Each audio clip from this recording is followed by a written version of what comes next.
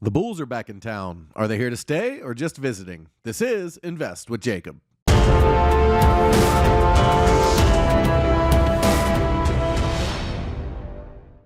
Okay, guys, so in yesterday's video, our primary path was to push up in 4 and then down in 5 towards 34.85 to 35.50. However, that path invalidated overnight, and when I got into my trading room yesterday morning, I told our traders we're going to sit on our hands and make the bulls prove it, as the rally looked fairly strong, but I wanted to see the follow-through, and that's exactly what we got. The bulls continued to rally.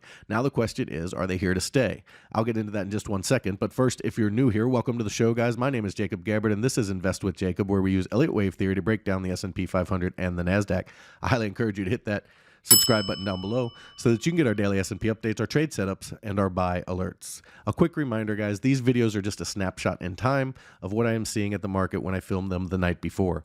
By the time they air the next day, the market could have changed quite a bit, and our counts can change quite a bit, which is exactly what happened yesterday. We were able to adjust our plan, and many traders made money on the information I gave. As you can see on the screen, I'm teaching traders to trade profitably regardless of what the market does. Okay, so if you're interested in learning that, stay tuned for later in the video. For now, let's jump into the chart and take a look.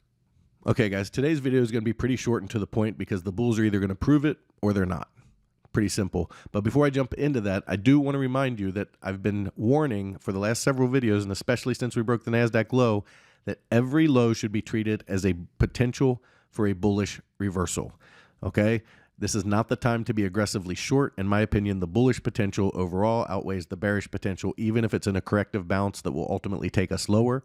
That bullish potential is pretty good up to the 4,200 area before we see a low. So we should treat each low as a potential reversal. I'm not saying this low is the reversal. I'm just saying we should treat it as such and not be aggressively short at this time. So off of this low, it does look like we have a 5-wave structure up. So you got 1, 2, 3, 4, and then 5, but there's still work to do. Okay, first of all, it's a micro count, which are unreliable. Second of all, A waves can be 5 waves, so it could potentially be an A wave as well. And third, okay, we still have the bulls to prove it. Okay, so to prove it, first they want to hold this under 37.27. Okay, that's our first step in this whole process. The reason they need to hold under 37.27 is that wave 5s, okay, should not exceed the 618 extension of waves 1 and 3. Now, that's not a hard, fast rule, but it's a pretty solid rule that if you push up over this number, okay, the 618 extension, then it's likely you're not dealing in a wave 5 and you're more likely still in wave 3, or you're in a C wave that will resolve lower. So if they pushed higher up over this, this 3 would move up to wherever that high was, and then you'd still need a 4 or 5 to make a 5-wave structure. All right, so the first step is we got to stay under that. The second step is we got to pull back and hold support. Support comes in at 36.44 to 36.06. Technically, they can take it all the way down to the low and make a double bottom, and that could still be a valid wave 2, but you really want it to hold the support area. So that's 36.44 to 36.06, and then you want to see a rally out of that, break back up over this high, and then break through the pivot, but over this high as well. We won't know where the pivot is until we get the pullback. And over this high as well, around 36.50. And if they do that, then we have to be on alert that the bulls are back in control of the market, even if it's in a bearish bounce, okay, or a bear market rally.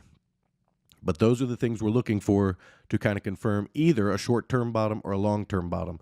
To confirm a longer-term bottom, we need a lot more from the bulls besides that. But that's a good start, and that's where we'd be looking to see a potential reversal in the market, either in a bearish bounce or a bullish bounce.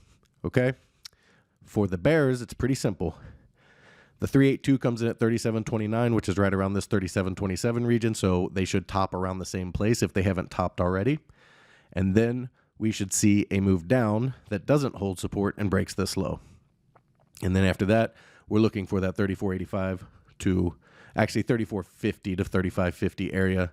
It's a pretty wide range there, but they can push down as low as 34.50 before we start to get concerned we're in a bigger move down. So that is the bear potential. They can push this up for the bears to as high as 37.77. Once you get over the 50% retrace, okay, then it becomes less likely that we're going to come back down and take out this low in a wave 5 because that's a very high wave 4. Wave 4s tend to stop below or at the 50% mark.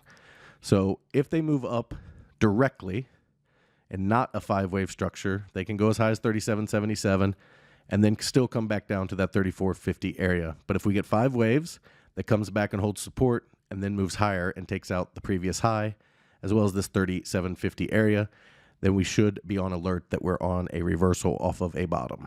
Over on the NASDAQ, okay, we have a similar setup. Okay, we do have what looks like it could be a 5-wave structure, and it's also hitting that wave 4 area where this would be all of wave 3, this would be all of wave 4, and then you'd get wave 5 down here. Now, for the NASDAQ, it's a little bit different because the wave 5 can extend. They don't have as long as of a wave 5 as the ES does, so they're not near that 618 extension yet. So the wave 5 can push up higher. I'm not too concerned about it breaching because the ES will breach before that 618 before the NASDAQ will. So we don't have to worry about that, but we do want to see a pullback that holds support, which would be the 11,148 area down to the 11,011 area.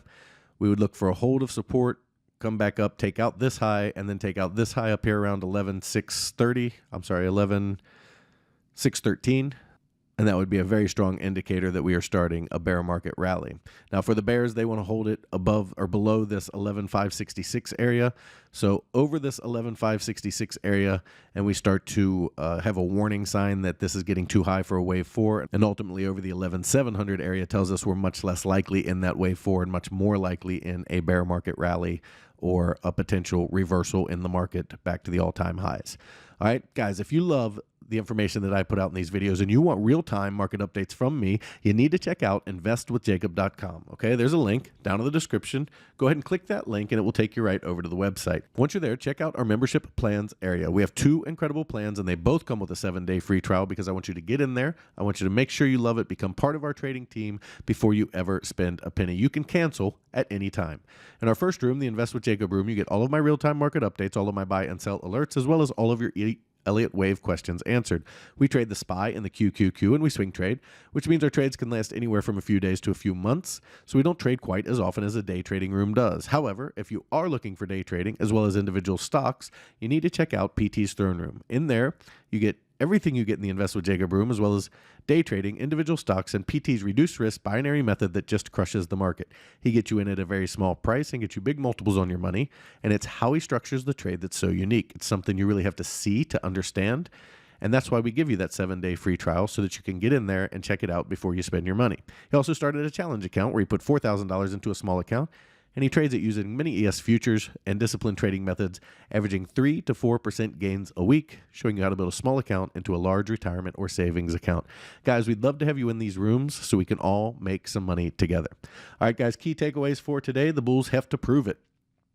Okay, we're looking for them on the ES to hold under 37.27, or if they exceed it, to give us a 4 and a 5 to complete a 5-wave structure. However, if they do hold under that 37.27, we need them to hold support in the 36.44 to 36.06 range, and then come back and take out that high and 37.50, and that would give us a strong indication that we've created a bottom, at least locally, for a bear market rally, or potentially a longer-term bottom for a run back to all-time highs. However, if they can't hold support and break this low, then we would be looking at 34.50 to 35.50 on the downside. Over on the NASDAQ, similar type setup. We're looking for them to hold support in the 11,148 to 11,011 region, and then come back out and take out that high, as well as the high at 11,613. That would be a strong indication we have at least a local bottom there. However, if they break support and push down below this low, then we should look for them to push down to the 10,435 to 10,100 region. Guys, that is the market update for today. I'll talk to you tomorrow.